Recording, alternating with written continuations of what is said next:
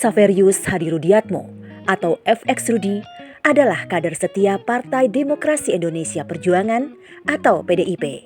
Ia pernah menjabat sebagai Wakil Wali Kota Solo pada tahun 2005 hingga 2012, mendampingi Insinyur Joko Widodo atau Jokowi. Setelah Jokowi menjadi Gubernur DKI Jakarta, FX Rudi menjabat sebagai Wali Kota Surakarta antara 2012 dan 2015. Serta 2016 hingga 2021. FX Rudi pula lah yang mengusulkan kepada PDI Perjuangan untuk mengusung Jokowi sebagai Presiden RI. Setelah tidak menjabat sebagai wali kota, FX Rudi kembali dalam kehidupan keseharian. Mengantar cucu sekolah atau sibuk di bengkel las. Ia juga kerap mendidik orang-orang yang ingin belajar las. Dalam keseharian, tidak terkesan ia pernah menjadi orang nomor 1 di Surakarta. Penampilannya apa adanya. Kerap bercelana pendek dan mengenakan sandal jepit.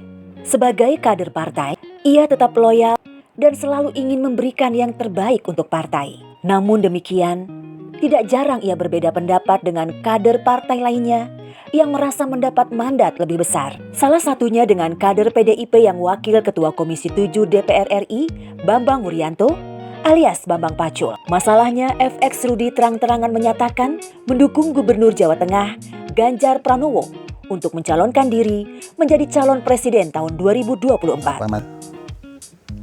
Ya kalau pengen dapat anugerah ganjaran ya Ganjar Pranowo gitu. Itu kata-kata Pak.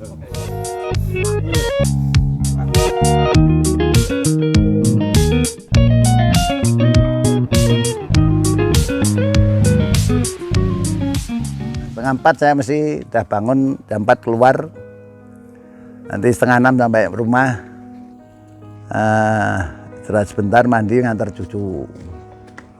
Nanti cek pekerjaan, gitu aja. Oh, kalau itu sebelum jadi wali kota malah saya sudah berpikir bahwa yang namanya derajat pangkat itu hanya sambilan, hartanya titipan, nyawa itu hanya pinjaman atau gaduan. Itu yang menjadi komitmen saya. Jadi saya menjadi wakil sampai wali kota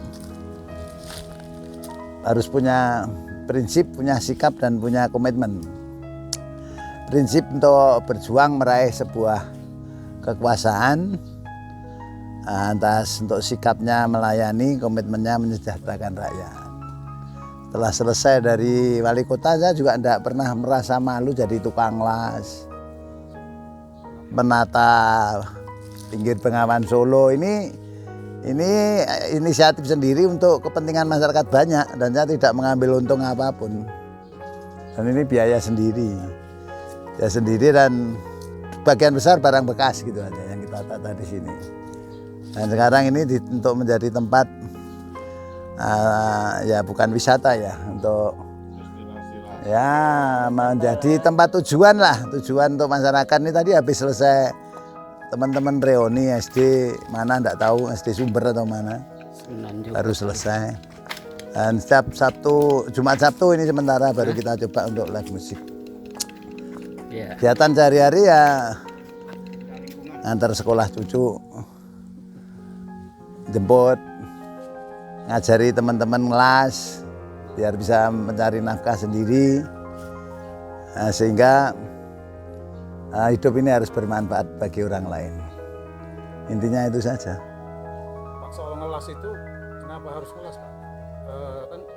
Sebetulnya saya hanya mengambil makna daripada ngelas itu sendiri aja. Sebenarnya saya hanya kepingin menyatukan dua benda yang keras ini menjadi satu. Indonesia ini kan harus disatukan lah. Jadi jangan sampai ada yang semua keras-keras, kalau jadi satu kan jadi lunak. Jadi kalau saya mengambil ilmu, dulu kalau saya ilmu aljabar ukur itu aja, aljabar plus kali min itu mesti min. Namun kalau plus kali plus pasti plus.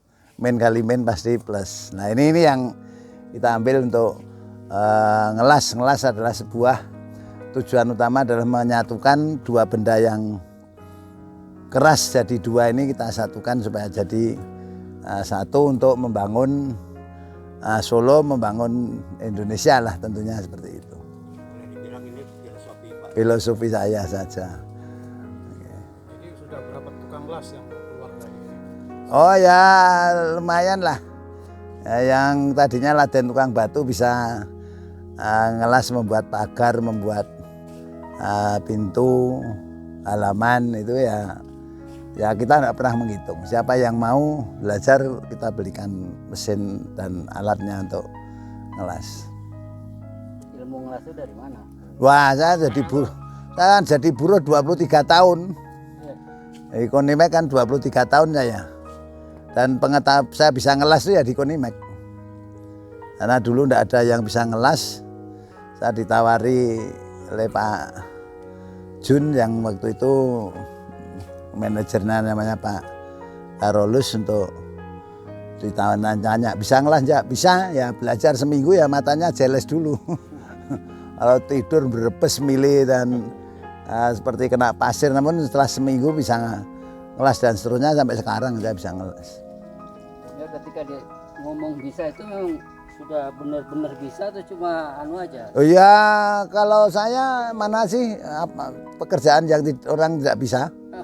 Nah, belajar dulu, kalau mau menjadi bisa ya harus belajar dulu. Belajar seminggu saya. Mesin bubut juga sama. Bisa bubut, bisa belajar 1 minggu, buka manual booknya aja.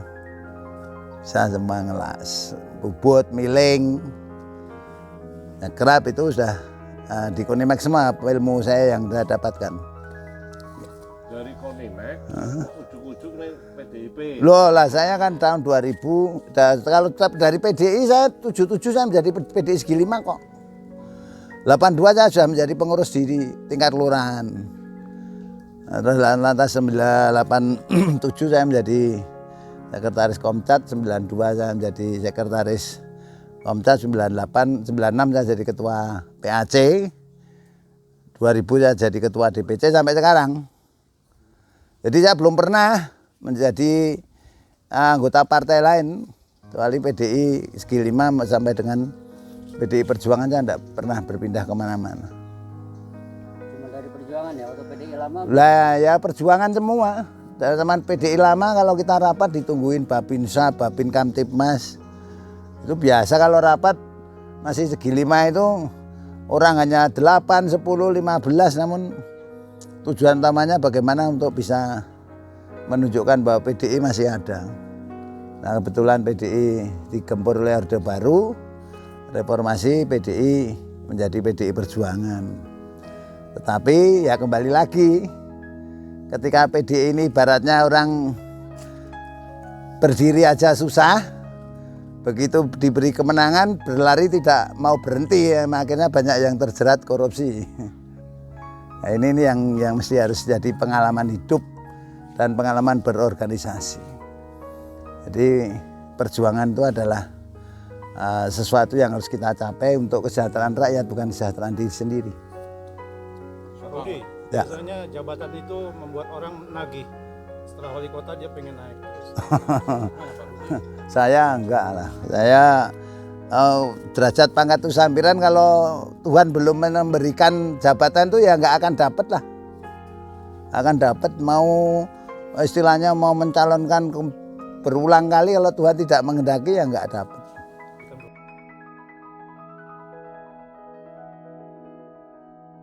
Loh, saya mencoba kemana? Enggak ada pilihan apapun. Ada inspirasi, sampean kan pecinta Soekarno ya. Apa yang dijabarkan ketika jadi pemimpin di Kota Solo itu inspirasi atau poin-poinnya? Ya, ajaran Bung Karno itu yang selalu saya gunakan. Satunya kata, satunya perbuatan. Jadi satu kata perjuangan, perbuatannya adalah mensejahterakan rakyat. Jadi berjuang untuk meraih sebuah kekuasaan untuk kesejahteraan rakyat, bukan kesejahteraan diri sendiri. Dan sampai hari ini rumah saya juga di pinggir Bengawan Solo, saya tidak punya rumah yang lain. Karena itu yang saya lakukan ketika saya membaca buku-bukunya Bung Karno. Cukup satu aja yang dipegang oleh Bung Karno saya, yang saya pakai. Satu kata, satu perbuatan. ketika sudah berkata berjuang, ya kata yang ada adalah mensejahterakan rakyatnya. Pak, waktu dulu jadi tukang las, pernah terbayang nggak Pak Rudi kelak bakal jadi? Oh enggak. Dan saya tetap komitmen saya ingin terus berjuang kok. Berjuang tidak harus menikmati hasil. Nah, saya menggunakan sampai hari ini, saya ini sebagai filosofi yang saya gunakan adalah sebagai akar saja. Akar itu tugasnya mencari air, menembus tanah yang keras, bahkan berbatuan hanya demi sebatang pohon. Ketika pohon tumbuh ranting, berdaun rindang, berbunga elok, berbuah banyak, pohon yang mendapat pujian. Akar tetap di bawah tanpa pernah mengeluh. Bahkan dikencingi anjing pun, dikencingi orang pun tidak pernah mengeluh. Itu yang saya pakai.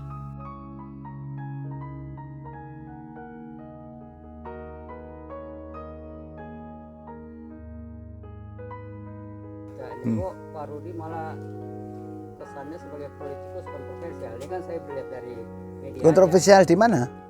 Ya, seperti kemarin yang Bambang Pacul ributin sampai akhirnya istilah keluar PDI banting, PDI celeng. Loh begini, saya justru menguatkan yang dikatakan celeng, bukan meributkan. Tidak usah kecil hati lah yang orang yang dikatakan celeng.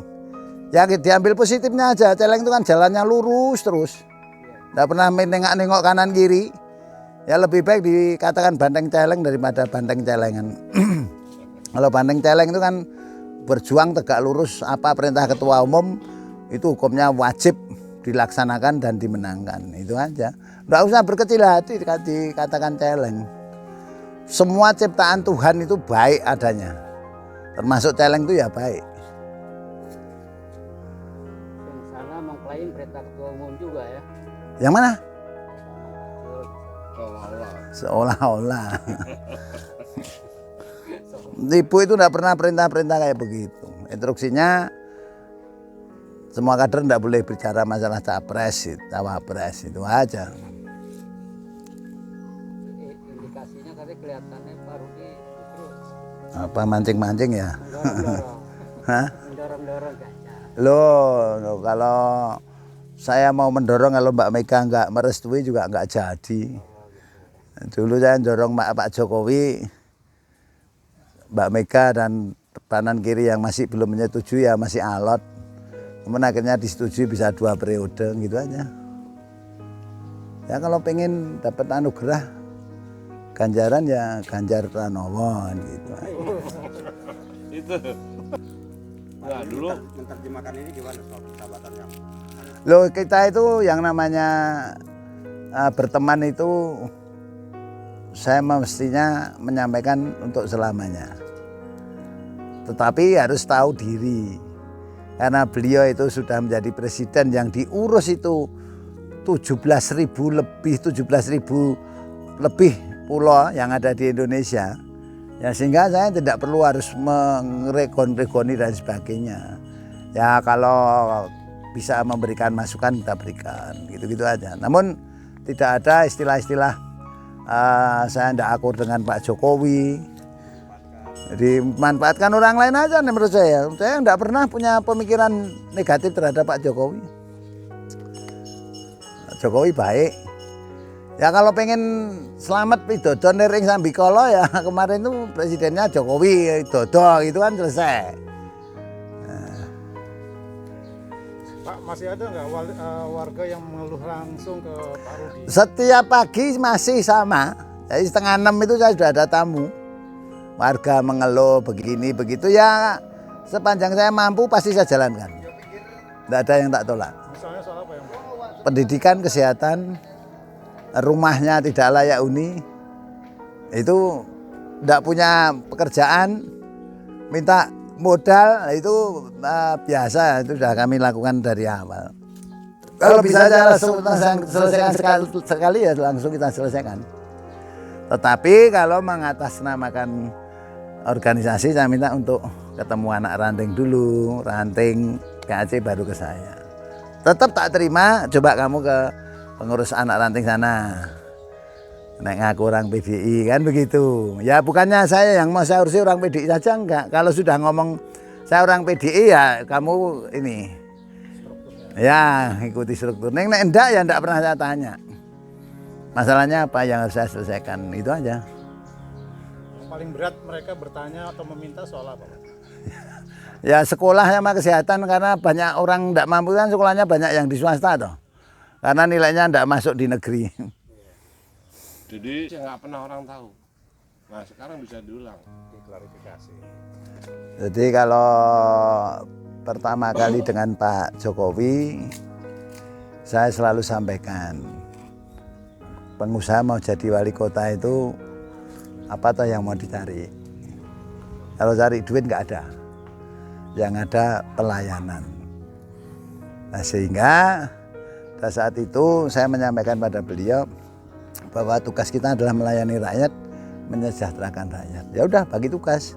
Yang bagian lapangan kalau Pak Jokowi membuat kebijakan, saya yang turun lapangan, begitu lapangan selesai, Pak Jokowi tinggal meresmikan.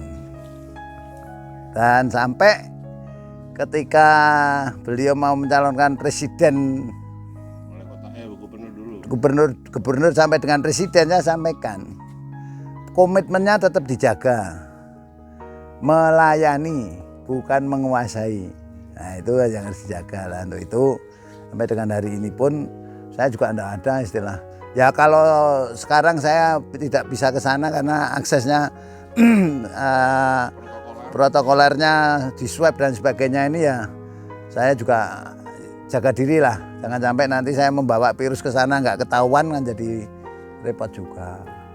Tapi apapun yang menjadi tugas saya itu saya selesaikan dengan baik. Sampai kampanye di Jakarta pun itu saya lakukan waktu gubernur. Sampai dengan presiden kita lakukan di sana. Sebagai sahabat Pak ya. Iya. Pak Toro pernah ngomong bahwa Pak Rudi ini wali kota termiskin. Iya. Pak Rudi menyikapi ini. Oh iya, saya enggak malu kok. Ya memang karena waktu itu saya sebagai ketua partai dan dicalonkan menjadi wakil wali kota, ya akhirnya saya harus manage dulu kader-kader saya supaya mau mendukung. Ya saya jadi wali kota, duit saya mau cuma 1,5 juta kok. Nah mau ngapain? Saya punya modal 38%, akhirnya juga dapat saya juga 38%. Ya nggak perlu malu. Karena komitmen saya adalah saya bekerja untuk menyekolahkan anak. Nah, kalau saya mau seperti begini ya silakan pakai saya. Namun kalau tidak mau ya cari wakil yang lain, nanti pasti saya menangkan. Saya masih komitmen itu. Kan alasan Pak Rudi tidak ke istana kan karena takut membawa virus. Virus itu kan baru 2 tahun terakhir. Nah sebelumnya kan. Oh sebelumnya ke sana.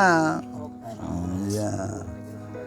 Enggak. Ya di samping itu kan saya juga harus tahu diri. Karena sebagai presiden, saya sebagai wali kota, jangan sampai menimbulkan kecemburuan pada kepala daerah yang lain.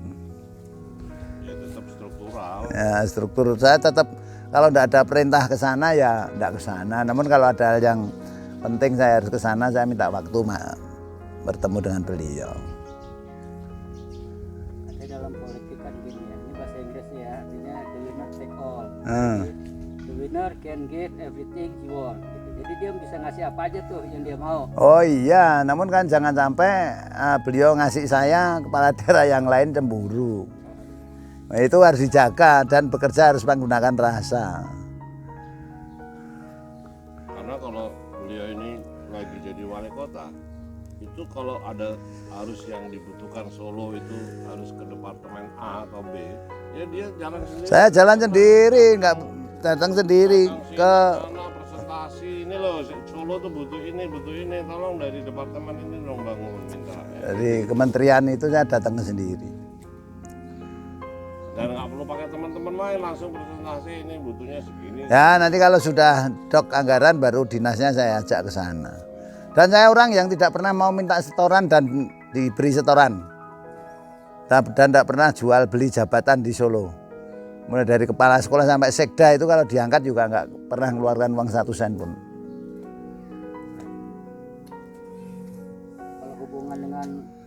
Saing ini pasti udah kenal sejak dia muda kan, anak-anak gitu. Kok kalau Mas Gibran kan kenalnya kan tidak begitu dekat karena beliau jadi Pak Jokowi jadi wali kota kan beliau kuliah di Singapura. Jadi saya menjadi kenal dengan beliau kan karena dilantik jadi wali kota itu, terus beliau menikah itu saya yang ngatur Pak Bagio Arjo, itu aja. Tapi suka berkomunikasi juga dengan dia. Ya komunikasi, kalau ada hal yang dikomunikasikan saya komunikasikan. Tugas saya selesai untuk memenangkan, ya sudah saya menangkan. Perkara itu diakui atau tidak bagi saya tidak jadi persoalan. Tapi yang jelas suara PDI Perjuangan 60% lebih itu mendapatkan 86, sekian persen. Itu 64%-nya adalah PDIP ya. Iyalah. Walaupun awalnya bukan dia ya calonnya. Ya justru itu yang namanya celeng itu tegak lurus. Komitmen itu lurus, ada ketuamu. Rut, rekomendasi turunnya Mas Gibran, Pak Teguh, siap Bu. Siap memenangkan. Berapa targetnya? 80%, dapatnya 86% kan gitu. Dulu periode kedua 92%. Jokowi sama Rudi periode kedua itu 92%, sapu bersih. 90,9% dapatnya. Waktu Pak Rudi yang kedua, Saya dapat 60, sekian persen, itu karena saya kafir. Karena politik identitas dimunculkan. Dan saya tidak mengeluarkan biaya kok. Saya menang bersyukur, kalah sangat-sangat bersyukur kok.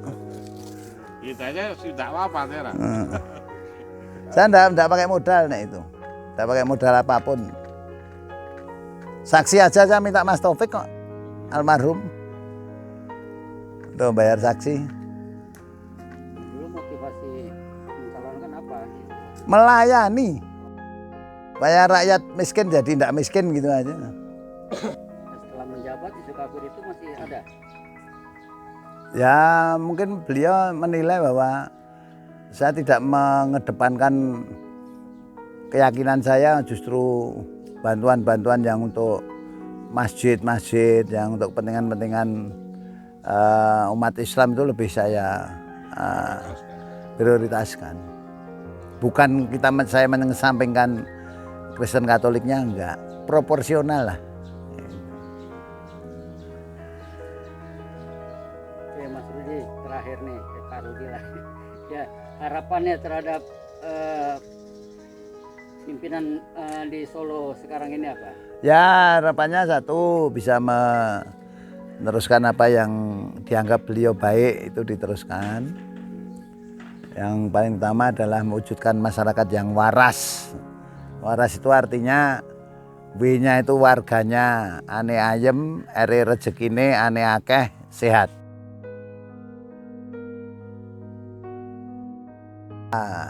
Doa dan harapan saya beliau nanti selesai landingnya mulus.